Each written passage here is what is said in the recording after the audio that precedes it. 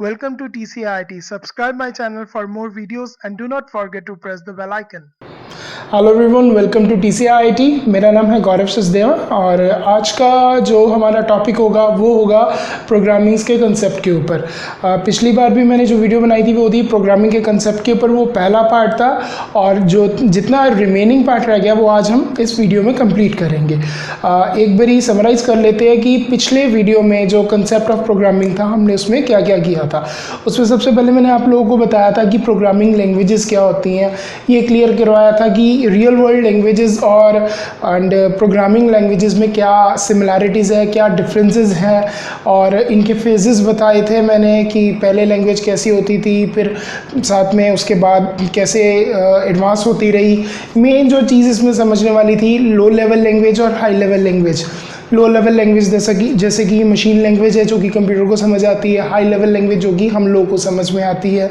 और इन लैंग्वेजेस को ट्रांसलेट करने के लिए ट्रांसलेटर्स का वर्क बताया था। दो तरह के ट्रांसलेटर्स बताए थे मैंने, इंटरप्रेटर और कंपाइलर। इनकी वर्किंग क्या है, कैसे ये वर्क करते हैं, ये सारा कुछ बताया था। और थोड़ी सी और चीज़ें बताई थी मैंने कि इन दोनों लैंग्वेजेस में सिमिलैरिटीज़ क्या है, रियल वर्ल्ड में और प्रोग्रामिंग लैंग्वेजेस में। तो इस बार का जो आज का हमारा टॉपिक होगा उसमें हम कवर करेंगे स्टेप्स इन प्रोग्रामिंग डेवलपमेंट, और साथ में इसके अलावा कवर करेंगे प्रोग्रामिंग सिस्टम्स कितने तरह के होते हैं। तो सबसे पहले मैं बात करता हूँ स्टेप्स इन प्रोग्रामिंग डेवलपमेंट के बारे में।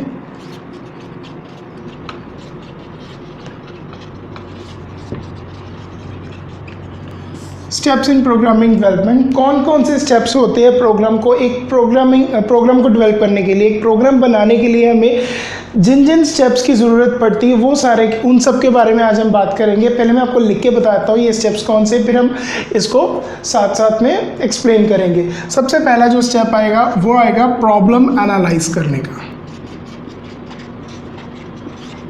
Problem analysis. सेकेंड स्टेप जो इसमें आएगा वो होगा प्लानिंग का। थर्ड आएगा डिजाइनिंग। फोर्थ आएगा इसमें coding.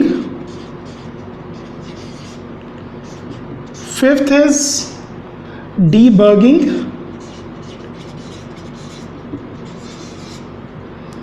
Sixth is testing, and last seventh is documentation and maintenance। तो ये 7 स्टेप्स हैं हमारे प्रोग्रामिंग डेवलपमेंट के लिए, जो प्रोग्राम बनाने के लिए, एक सॉफ्टवेयर बनाने के लिए हम यूज़ करते हैं। और जो पहले 3 स्टेप्स की अगर मैं बात करूं, प्रॉब्लम एनालिसिस, प्लानिंग, डिज़ाइनिंग, ये जो स्टेप्स हैं ये साथ साथ में चलते हैं, क्योंकि एक तरह से कई लोग प्लानिंग को भी एनालिसिस में काउंट कर लेते हैं और डिज़ाइनिंग को भी एनालिसिस में काउंट कर लेते हैं। ये तीनों स्टेप्स मैं साथ साथ में समझाऊंगा साइमल्टेनियसली, ताकि आपको ये अच्छे से समझ आ जाए। इसको वैसे कई लोग इसका हिस्सा मानते तो इनको नहीं लिखते हैं, बट ये ईजिली आपको समझ में आए इसलिए मैंने इसको प्रॉब्लम इन दोनों स्टेप्स को, प्लानिंग और डिज़ाइनिंग को, अलग अलग लिखा है। अब प्रॉब्लम एनालिसिस क्या है? सबसे पहला जो हमारा स्टेप है प्रॉब्लम एनालिसिस, प्रॉब्लम को एनालाइज करना कि हमने किस प्रॉब्लम के ऊपर एक सॉफ्टवेयर तैयार करना है, उसको प्रॉब्लम को हमें ठीक करने के लिए। अगर मैं रियल वर्ल्ड एग्जांपल लूँ, सपोज करो मुझे कहीं घूमने जाना है, ठीक है, ये मेरी प्रॉब्लम हो गई। अब घूमने जाना प्रॉब्लम नहीं है, घूमने जा सकते हैं आराम से। प्रॉब्लम ये है कि घूमने कहाँ जाना है, कैसे जाना है, कब जाना है, मेरा बजट कितना है, ठीक है, ये सारा कुछ, ये सारी चीज़ों को मैं एनालाइज करूँगा और उनके अकॉर्डिंग मैं प्लानिंग करूँगा। अब घूमने जाना है, कोई भी हम सिटी या कुछ भी सेलेक्ट कर लेंगे। जैसे मैंने कह लो कि मैंने दिल्ली जाना है घूमने, तो दिल्ली में कैसे जाऊँगा, ठीक है। अब जो जो काम करना है मैंने घूमने के लिए, जाने के लिए, वो सारा एनालाइज कर लूँगा। प्लानिंग में हम पूरा प्लान करेंगे पर्टिकुलर हम जाएंगे किस तरीके से दिल्ली जाना है, बाय ट्रेन जाना है, बाय कार जाना है, ठीक है, या बाय बस जाना है। और दूसरा वे है कितने दिनों के लिए जाना है, कितनी तारीख को जाना है। अब वहाँ जाने के लिए मुझे नए कपड़े भी लेने पड़ेंगे। ये सारा कुछ मैं एनालाइज करके उसके अकॉर्डिंग प्लानिंग करूँगा, ठीक है। इससे क्या होगा, हमें क्लियर हो जाता है कि हमारा फोकस क्या है, हमें करना क्या है। ठीक है। जो भी प्रॉब्लम आती है, अब ये तो मैंने रियल वर्ल्ड एग्जांपल लिया। अब सपोज़ करो कोई पर्सन आता है, वो कहता है कि जी मैंने अपना एक सॉफ्टवेयर बनाना है, मुझसे रजिस्टर नहीं मेंटेन होते, जितना भी मेरी शॉप का अकाउंट्स का काम है वो सारा उसमें कर सकूँ, जितना भी मेरा स्टॉक का काम है, जितना भी मैं स्टॉक है मेरे पास पड़ा हुआ है वो सारा भी मैं मेंटेन करके रख सकूँ।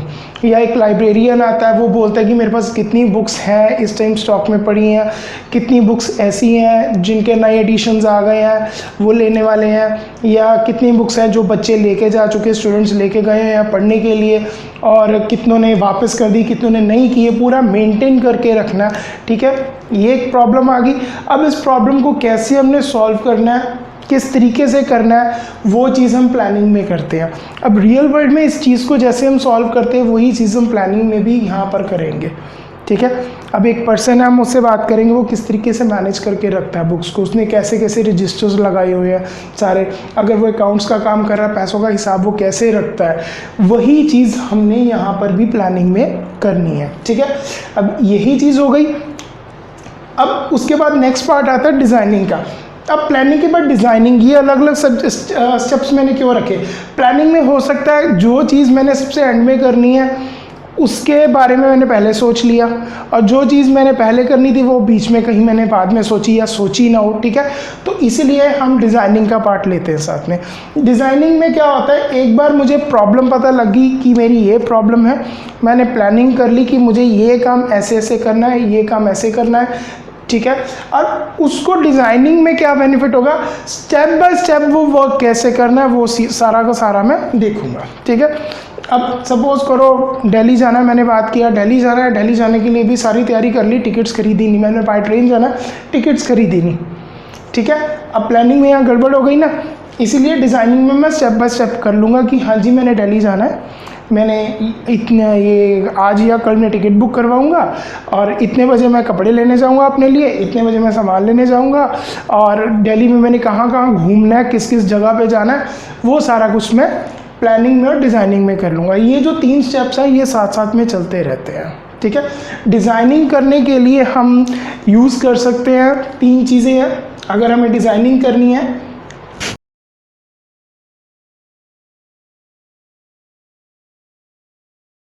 डिज़ाइनिंग करने के लिए प्रोग्राम को मतलब पूरा स्टेप बाय स्टेप लिखना हमने, उसके लिए मैं यूज़ कर सकता हूँ फ्लो चार्ट्स,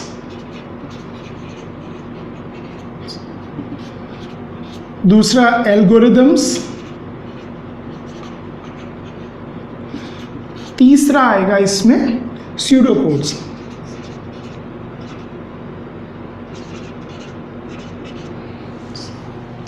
फ्लो चार्ट्स क्या है, कुछ डायग्राम्स बनाते हैं जिसमें हम टेबल्स, डिसीजन टेबल्स हो गए या कुछ वैल्यूज़ लेनी है यूज़र से, वो सारा उसके अकॉर्डिंग फ्लो चार्ट्स के अकॉर्डिंग हम एक प्रोग्राम बना लेते हैं। एल्गोरिदम्स में हम एल्गोरिदम्स लिखते हैं step by step. Pseudo codes जो इस टाइम सबसे ज़्यादा ईजी वे, हम अपनी लैंग्वेज में उस पर्टिकुलर चीज़ को स्टेप बाय स्टेप लिखते हैं जिससे वो चीज़ हमसे कोई कुछ भी स्टेप जो है मिस ना हो। ठीक है, ये स्यूडो कोड्स जो आजकल टाइम सबसे ज़्यादा इजी जो यूज़ हो रहे हैं वो स्यूडो कोड्स यूज़ होते हैं। हम अपनी नॉर्मल इंग्लिश लैंग्वेज यूज़ करते हैं जिसमें ये सारी की सारी जो स्टेप्स हैं हमारे प्रोग्राम बनाने के वो लिख लेते हैं। अगर आपका ये पहले 3 स्टेप्स प्रॉब्लम एनालिसिस, प्लानिंग और डिज़ाइनिंग का, ठीक है, डिज़ाइनिंग में स्यूडो कोड्स, ठीक है, अगर ये 3 स्टेप्स आपको अच्छी तरह से समझ आ गए तो आपका कोडिंग अगर आपको पता है तो पूरा का पूरा प्रोग्राम आपके ब्रेन में तैयार हो जाएगा। ठीक है, ये 3 स्टेप्स समझने बहुत ज़्यादा ज़रूरी होते हैं। एक तो डिज़ाइनिंग से पहले वाले जो 2 स्टेप्स हैं प्रॉब्लम एनालिसिस और प्लानिंग, ये 3 स्टेप्स, तभी मैंने आपको बोला था कि ये साथ साथ में चलेंगे ये 3 स्टेप्स। देन जब एक बार डिज़ाइनिंग हो गई, अब मुझे पता है कि हाँ मैंने करना क्या है, कैसे करना है, तो सीधा उसके बाद मैं आऊँगा नेक्स्ट स्टेप पे, वो 4th स्टेप हमारा जो कि होगा कोडिंग का। अब कोडिंग किस में करनी है, जो भी लैंग्वेज में आप वर्क कर रहे हो, सी में कर रहे हो, C++ में कर रहे हो, जावा में कर रहे हो, C# में कर रहे हो, कोई भी लैंग्वेज जो भी आप यूज़ कर रहे हो उस पर हम कोडिंग कर देंगे। जो भी उस लैंग्वेज का रूल होगा उसके अकॉर्डिंग वो प्रोग्राम बनाएंगे।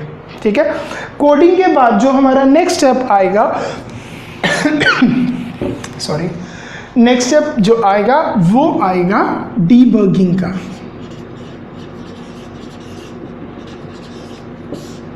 Now what is debugging?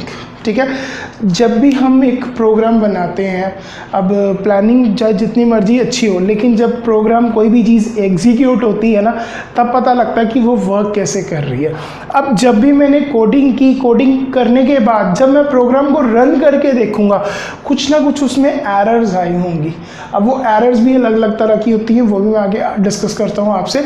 ठीक है, उन एरर्स को हम एक तरह से बग्स बोल देते हैं, और इनको रिमूव करने के मेथड को हम डीबगिंग बोल देते हैं। जितनी भी हमारी एरर्स आएंगी प्रोग्राम में, उसको बग्स बोलते हैं। उन एरर्स को इन बग्स को या इन एरर्स को रिमूव करने के मेथड को हम डीबगिंग बोलते हैं। अब एरर्स किस किस तरह की होती है इसमें जो एरर्स आएंगी वो होगी, पहली होगी सिंटैक्टिकल एरर,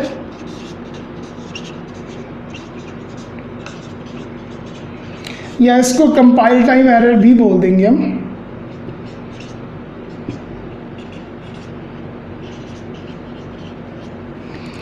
दूसरी इसमें होगी रन टाइम एरर,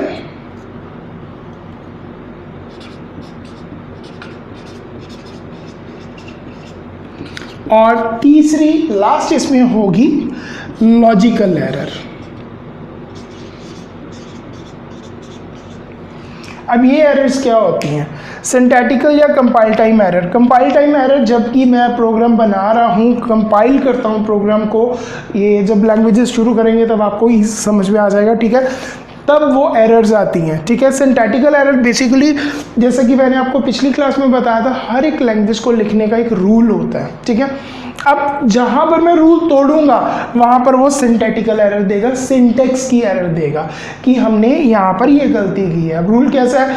जैसे कहीं पर मैंने फुल स्टॉप नहीं डाला, सेमी कॉलन। ठीक है, रियल वर्ल्ड में फुल स्टॉप, इसमें कोई भी स्टेटमेंट खत्म होती तो सेमी कॉलन डालना होता है। कोई मैंने कीवर्ड गलत ले लिया, कोई मैंने वेरिएबल गलत ले लिया, ऐसी कुछ भी एरर्स होती है जो कि प्रोग्राम रन होने से पहले ही, प्रोग्राम जब कंप्यूटर में ट्रांसलेशन हो रही होती है, ट्रांसलेट कर रहा होता है इंटरप्रेटर या कंपाइलर, इन एरर्स को साथ में ही हमें शो कर देता है।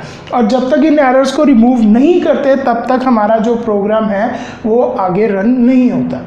ठीक है, syntax error, compile time error आराम से हमें मिल जाती है। देन उसके बाद आती है run time error. Run time error वो एरर है जब प्रोग्राम हमारा रन हो रहा है, एग्जीक्यूट हो रहा है, चल रहा है, तब हमें प्रॉब्लम आ रही है जो। ठीक है, अभी रन टाइम एरर कैसी हो सकती है? इसकी एग्जांपल जैसे अगर प्रोग्राम्स में देखूं से डिवाइड बाय ज़ीरो, किसी नंबर को मैंने यूज़र से पूछा कि 2 नंबर एंटर करें, उसने एक नंबर 2 एंटर कर दिया, दूसरा 0 एंटर कर दिया। अब 2 को 0 से डिवाइड कर रहा हूँ, इसका आंसर वो एरर दे देगा, वहाँ प्रोग्राम वहीं टर्मिनेट हो जाएगा। रियल वर्ल्ड में एग्जांपल दे रहा हूँ, जैसे दिल्ली जा रहा था, रास्ते में एकदम से कर्फ्यू लग गया, मुझे वापस आना पड़ गया। ठीक है, मेरा प्रोग्राम ही कैंसिल हो गया। ठीक है, वो चीज़ एकदम जब एग्जीक्यूट हो रहा है, प्रोग्राम एग्जीक्यूट हो रहा है, चल रहा है, उस टाइम एरर है, वो रन टाइम एरर है। देन लास्ट आती है लॉजिकल एरर। ये एक ऐसी एरर है, अगर मिले तो 1 मिनट में, नहीं तो इसको टाइम भी लग जाता है।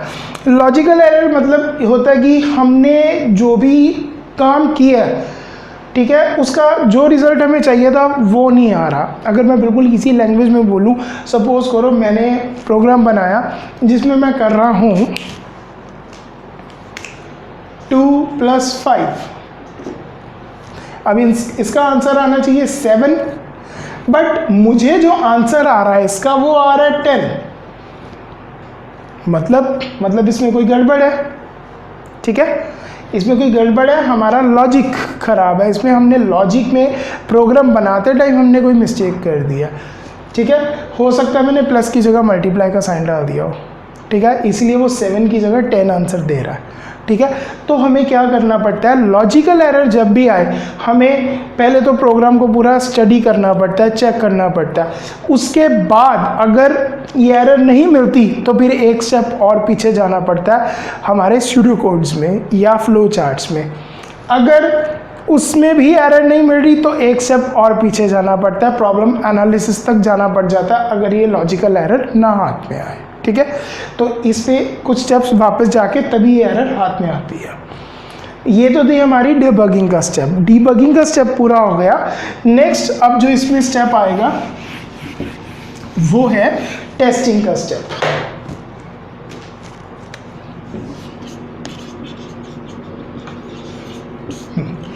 टेस्टिंग में क्या होता है? टेस्टिंग में बेसिकली ये चीज़ है कि एक पर्टिकुलर सॉफ्टवेयर मैंने रेडी कर लिया, उसमें कोई एरर नहीं है, अब कुछ भी नहीं है, ठीक है, बट अब जिसको हमने सॉफ्टवेयर देना है हमें नहीं पता वो कैसे सॉफ्टवेयर को चलाएगा। तो टेस्टिंग में हम एक पर्टिकुलर प्रोग्राम को अलग अलग तरीके से हम चला के देखते हैं, उसको अलग अलग सिस्टम्स पे चला के देखते हैं, अलग अलग पर्सन से चलवा के देखते हैं, ताकि पता लगे उसमें कोई कमी पेशी तो नहीं रह गई है। अब सिंपल एग्जांपल देता हूँ आपको। वीडियो गेम्स हैं, वीडियो गेम्स सभी लोग खेलते हो, आजकल मोबाइल्स पे भी आ रही हैं गेम्स वगैरह काफ़ी। तो गेम्स खेल रहे हैं, हम लोग कई बार कह देते हैं कि हाँ जी ये गेम आई थी मार्केट में, सबसे पहला राउंड, सबसे पहले मैंने इस गेम को पूरा क्लियर किया, कवर किया। अब मैं हूँ पहला बंदा जिसने ये गेम को खेला है, पूरे इसके राउंड सारे के सारे क्लियर कर लिए। यू आर रॉन्ग, क्योंकि कोई भी गेम मार्केट में लॉन्च होने से पहले ना उसकी टेस्टिंग होती है। उसको एक प्रोग्रामर या एक जो टेस्टिंग में जिनको भी जॉब मिली होती है वो उस पर्टिकुलर चीज़ को बार बार खेलते हैं, उस गेम को अलग अलग तरीके से खेलते हैं और देखते हैं कोई एरर तो नहीं आ गई, ऐसी कुछ ऐसी रन टाइम एरर या कोई एक्सेप्शन तो नहीं आ गई है। एक्सेप्शन भी एक तरह की एरर होती है जो कि हमें पता है किसी न किसी स्टेज पे आनी ही आनी है, जिसको टाला नहीं जा सकता। अगर टालेंगे तो उसको टालने का एक अलग वे, कोई और रास्ता निकालना पड़ेगा, ठीक है। तो प्रोग्राम को, मेन बात, प्रोग्राम को हम बार बार अलग अलग तरीके से रन करके देखेंगे, चाहे अलग अलग सिस्टम्स पे करें, चाहे अलग अलग पर्सन उसको अलग अलग तरीके से रन करे, ठीक है। अगर उसमें कोई एरर नहीं आ रही तो वो टेस्टिंग में भी क्लियर हो जाएगा। देन टेस्टिंग के बाद जो लास्ट स्टेप आएगा वो आएगा डॉक्यूमेंटेशन और मेंटेनेंस का। डॉक्यूमेंटेशन एंड मेंटेनेंस, ठीक है। डॉक्यूमेंटेशन और मेंटेनेंस पे क्या है कि जब भी आप कॉलेज में आपने देखा होगा, जब भी कोई भी आप सॉफ्टवेयर पे काम करते हैं, प्रोग्रामिंग लैंग्वेज सीख रहे हैं, तो उस पे एंड में आपको एक प्रोजेक्ट बनाना पड़ता है।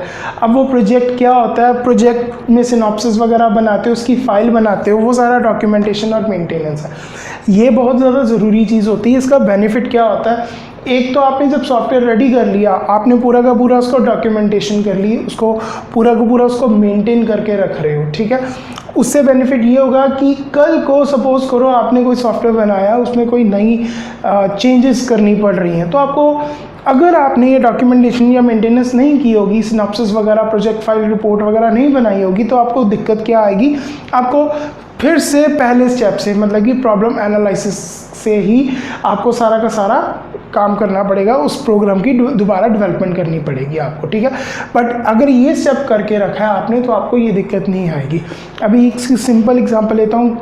एक सॉफ्टवेयर है, कोई अकाउंट्स का सॉफ्टवेयर किसी ने बनाया। अभी सर्टनली जैसे गवर्नमेंट ने बोला कि अब से पहले वैट लगता था, अब GST लगनी शुरू हो जाएगी, सॉफ्टवेयर में एकदम से चेंजेस आएंगी। अब मैं कहाँ पूरा का पूरा सॉफ्टवेयर देखता फिरूंगा? डॉक्यूमेंटेशन में मैंने जो भी प्रोजेक्ट्स बनाए होंगे, रिपोर्ट्स बनाए होंगे, सिनॉप्सिस वगैरह बनाए होंगे, उसमें चेक करके मैं जहाँ जहाँ मुझे चेंजेस की ज़रूरत है वहाँ प्रोग्राम में मैं चेंजेस कर दूंगा, उसको मैं मेंटेन करके रखूँगा सारा को।